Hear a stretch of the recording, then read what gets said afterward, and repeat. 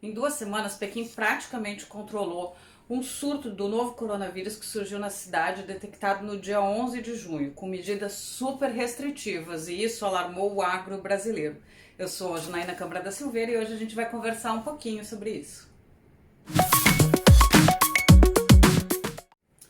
Pequim estava 55 dias sem nenhum caso da Covid-19, até que no dia 11 de junho, dois funcionários das equipes de vigilância sanitária da China deram positivo para a doença e eles tinham estado no mercado de Xinfadi, que abastece simplesmente 80% de produtos frescos, frutas, verduras, carnes, frutos do mar, para a capital chinesa, que é uma cidade de 22 milhões de habitantes. E a China decidiu que não ia haver uma nova Wuhan ali, um novo surto, um novo epicentro da Covid-19 e resolveu então testar em massa, tanto para descobrir onde tinha se originado o vírus, né? Aquele novo surto. O que foi descoberto já logo nos primeiros dias? As tábuas usadas para corte de salmão que ia para restaurantes e mercados estavam contaminadas.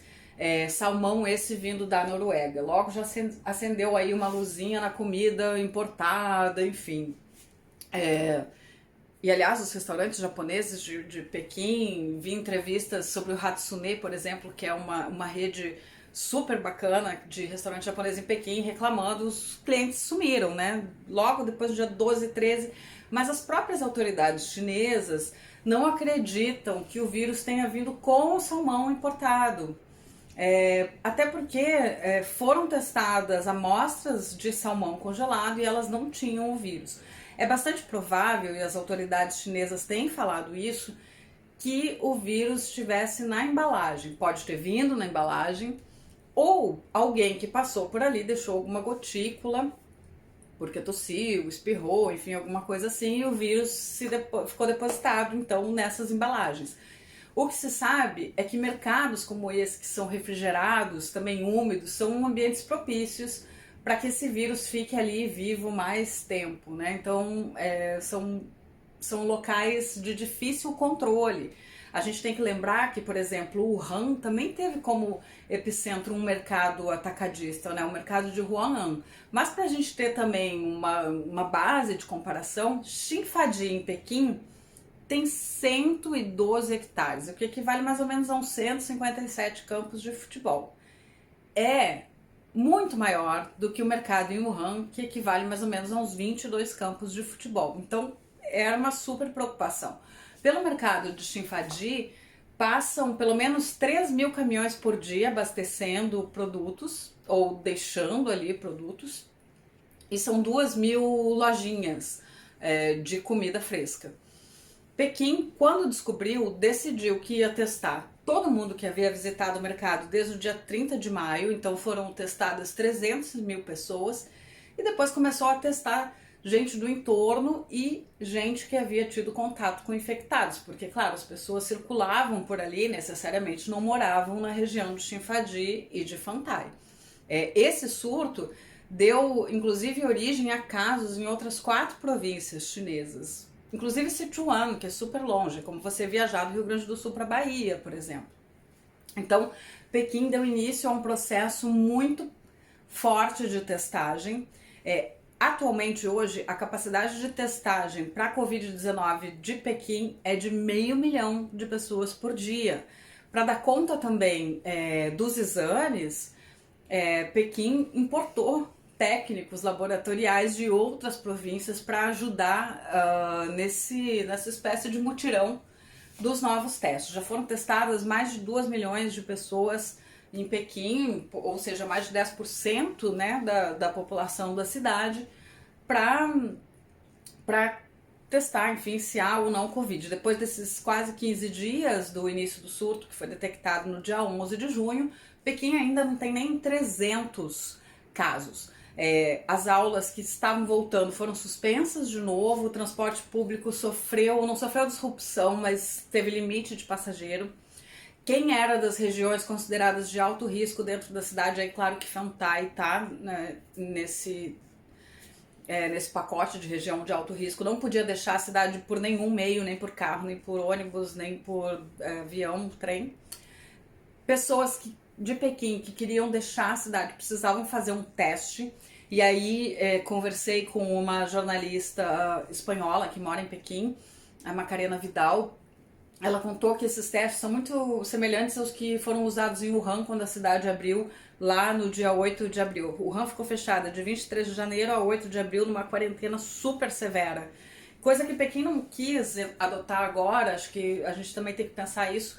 Pequim foi super estrito, mas não fechou totalmente. E aí dá uma dimensão também de como já se conhece um pouco mais sobre a doença, como a gente pode evitá-la e o quanto Pequim não quer parar de novo, porque a economia sentiu muito, né, a paralisação. Mas enfim, e aí a Macarena me contava que as pessoas fazem o teste, ele demora 24 horas normalmente, mas você pode pedir com urgência, aí vai ser 12 horas ou 6 horas e ele vale por 5 dias. Então se você deu negativo, em até 5 dias você pode viajar. É uma maneira de eles tentarem controlar, enfim, quem está infectado ou não. Se você não viajou dentro de 5 dias depois que o seu resultado saiu, que você fez o teste, aí você vai ter que fazer de novo para poder sair. Então Pequim fez essas medidas restritivas para buscar conter o vírus e conter a transmissão do vírus, na verdade, né? As autoridades já dizem que esse novo surto foi praticamente controlado. Mas, além de aumentar, então, o rigor das medidas restritivas dentro de Pequim, alguns restaurantes tiveram que ficar fechados nessas regiões de alto risco. Ali também não podia ter nem entrega de comida em casa. Você chamava por aplicativo, né?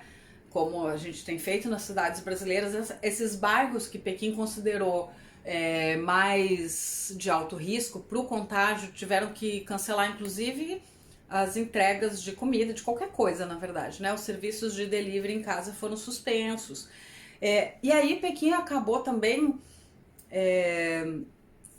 fortalecendo algumas regras para importação de comida, ou seja, quem vende comida para a China precisou ficar mais atento, ainda que o salmão da Noruega provavelmente não foi o responsável por levar o vírus para dentro do mercado Xinfadi, a China decidiu que ia fortalecer essas regras para evitar que o vírus entre via produtos importados dentro da China. Quem tem muito a ver com isso? O Brasil, claro, né? Nós vendemos 88% da soja brasileira que é vendida ao exterior vai para a China, segundo o dado que a ministra Tereza Cristina disse essa semana numa entrevista a Xinhua, veículo para o qual eu trabalho aqui no Brasil. Fiz parte do grupo de jornalistas da Xinhua que entrevistou a ministra. Ela deu esse dado pra gente: 88% da soja brasileira vendida atualmente para o exterior vai para a China. Nas carnes também, a China é um mercado super importante, né? Tanto para os nossos suínos, bovinos, a carne de frango. A China é o maior comprador do frango brasileiro. Então, o agronegócio brasileiro tem tudo a ver com esse aumento de restrições por parte da China para garantir a segurança.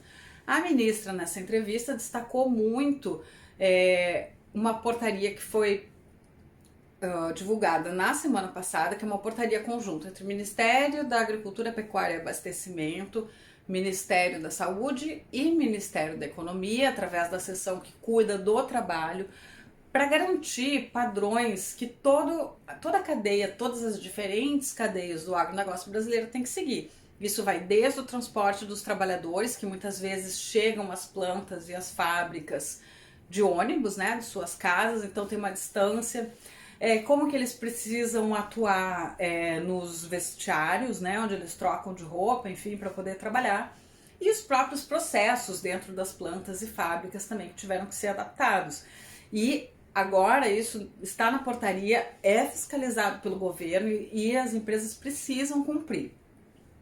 Achei interessante porque recebi também um material de uma grande exportadora de carne para a China que divulgou os padrões que tem utilizado nos seus processos em mandarim, ou seja, mesmo os entes privados também estão super atentos porque ninguém quer perder ou sofrer restrição ou ter compras temporariamente suspensas por conta da Covid-19. Está todo mundo super preocupado.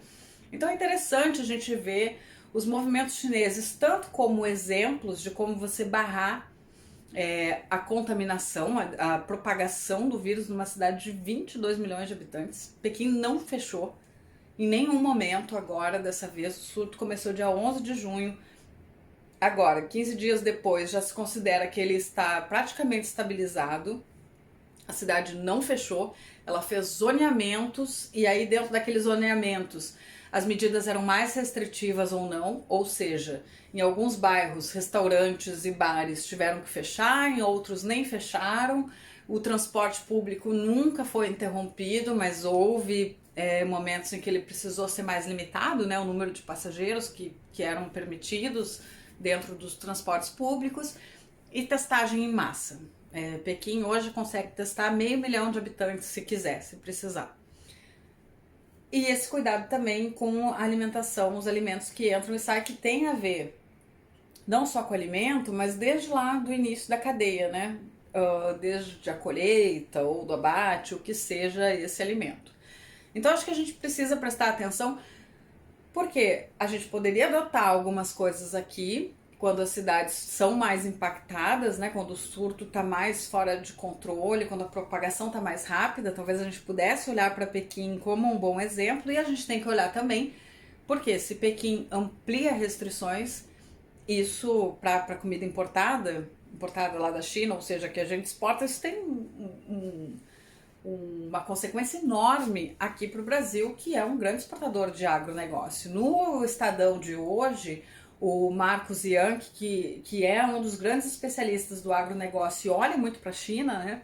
Ele fala que o agronegócio, até pouco tempo atrás, precisava muito se preocupar com produtividade e sustentabilidade. Aí ia todas as questões também ambientais que isso acarreta, o bem-estar social dos trabalhadores, enfim, né? Um mercado que fosse sustentável. Mas agora tem que cada vez mais prestar atenção também nas questões sanitárias, nas questões de saúde. Aí ele até usa um conceito de saúde única, e isso significa inclusive estar livre de zoonoses e livre de doenças que possam se propagar entre os humanos.